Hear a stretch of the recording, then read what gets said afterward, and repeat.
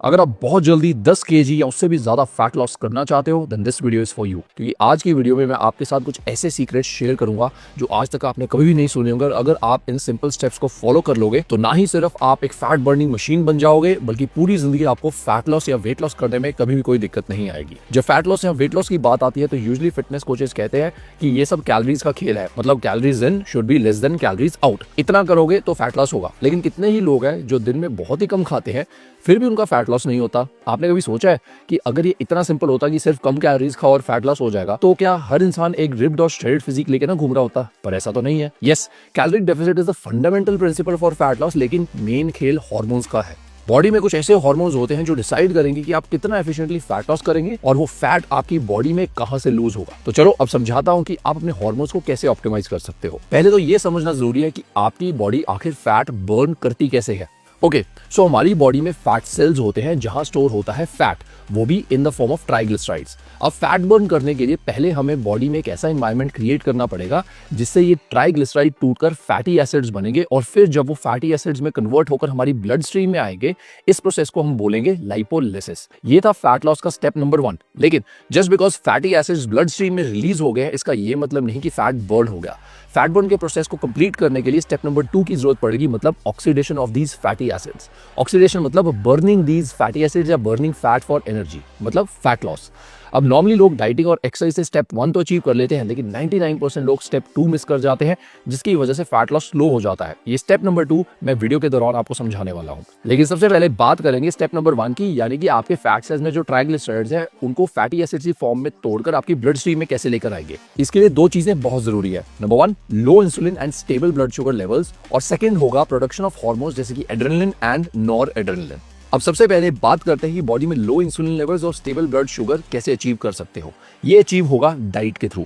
अब इंसुलिन को fat storing hormone भी कहते हैं, क्योंकि जब इंसुलिन की मात्रा हाई होती है तब हमारी बॉडी की फैट बर्निंग एबिलिटी कम हो जाती है। हाई इंसुलिन मतलब कम फैट लॉस। अब इंसुलिन सबसे ज्यादा कब प्रोड्यूस होता है? जब हम कार्बोहाइड्रेट्स खाते हैं। इसीलिए फास्ट फैट लॉस और इंसुलिन लेवल्स को कम रखने का बेस्ट तरीका है कि पूरे दिन में कार्बोहाइड्रेट्स की मात्रा कम रखना, यानी कि लो कार्ब मील्स। लेकिन इसका ये मतलब नहीं कि कार्बोहाइड्रेट्स खाने ही नहीं है, वो तो टॉर्चर होगा।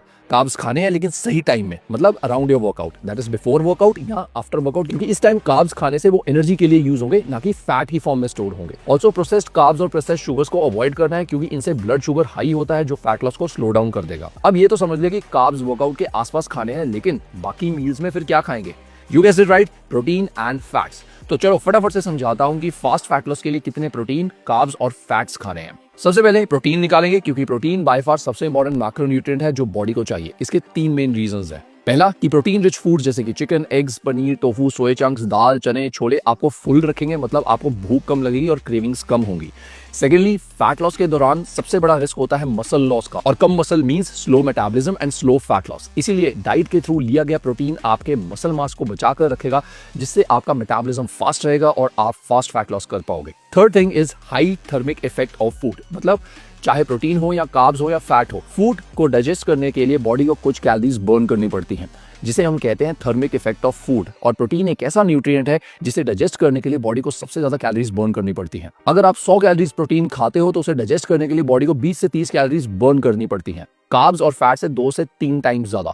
दिस मींस कि प्रोटीन खा के आप ज्यादा कैलोरीज बर्न कर पाओगे, मतलब again fast fat loss. So protein consume करना इज वेरी इंपॉर्टेंट। जिस तरह प्रोटीन आपके मसल मास को बचा के रखने में हेल्प करता है, उसी तरह कार्ब्स आपको दिन भर की एक्टिविटीज और एक्सरसाइज के लिए एनर्जी प्रोवाइड करेंगे, एंड फैट्स आपके हार्मोन्स जैसे कि टेस्टोस्टेरोन, ग्रोथ हार्मोन एटसेट्रा, और विटामिन जैसे कि ए, डी, ई एंड के की एब्जॉर्प्शन के लिए हेल्पफुल होंगे।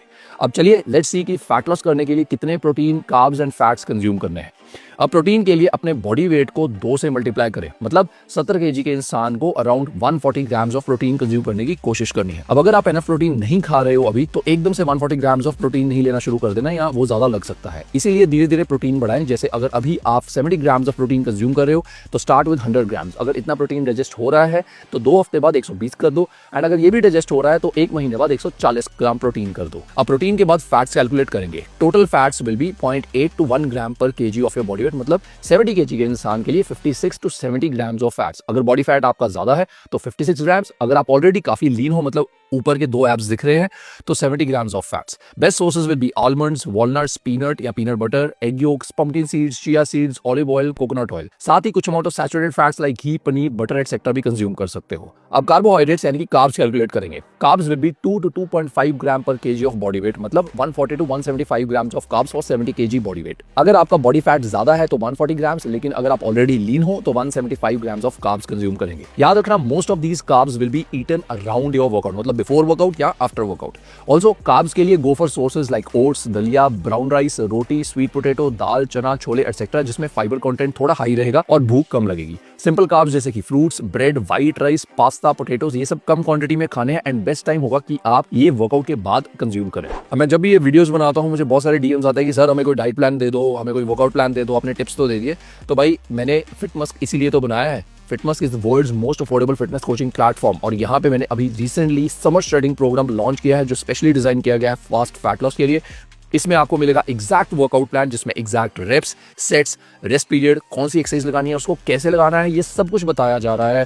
साथ में आपको मिलेगा एक proper summer shredding diet plan जिसमें एग्जैक्ट डाइट प्लान मिलेगा with exact carbs, proteins, fats, calories. आपने सिर्फ इसको फॉलो करना है and you will definitely get results. Fitmusk पे coaching starts at just 149 rupees per month, लेकिन अगर आप 6 मंथ्स का प्लान लेते हो तो it will cost you only 59 rupees per month. So go download Fitmusk now from Play Store और Apple Store और visit www.fitmess.com for more details and start following summer shredding programme.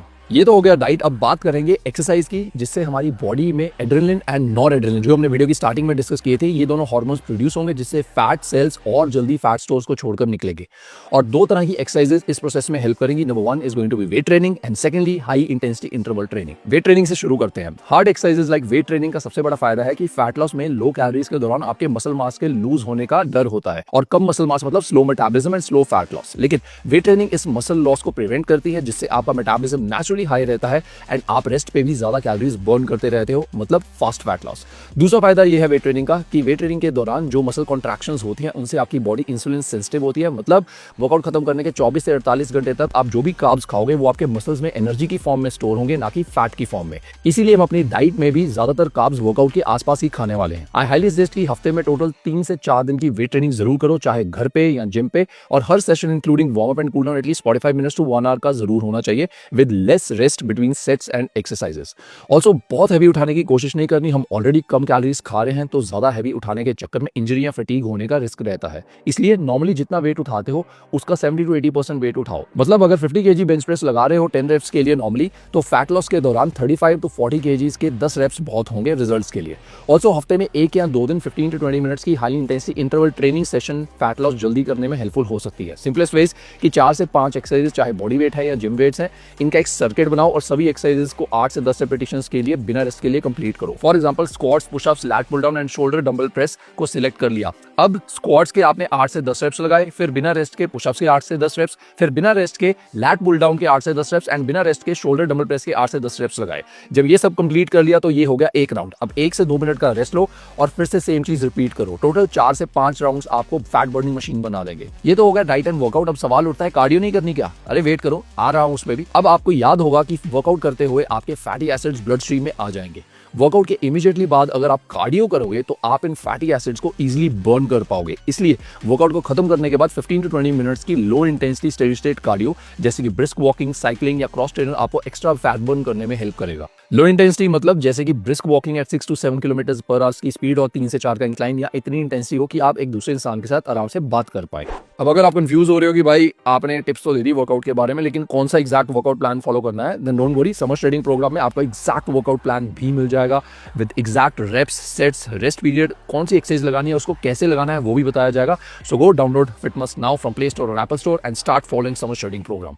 अब last में मैं बात करना चाहूंगा रिकवरी की और सप्लीमेंट्स की। देखो यार, आप ऑलरेडी अपनी बॉडी को बहुत पुश करने वाले हो इस फैट लॉस जर्नी के दौरान, मतलब आपकी बॉडी पे ऑलरेडी स्ट्रेस हाई होगा। इसीलिए इस स्ट्रेस से डेली रिकवर करना जरूरी है, नहीं तो बॉडी में कॉर्टिसोल यानी कि स्ट्रेस हार्मोन हाई हो जाएगा जिससे मसल लॉस हो सकता है और फैट लॉस भी स्लो डाउन हो जाएगा।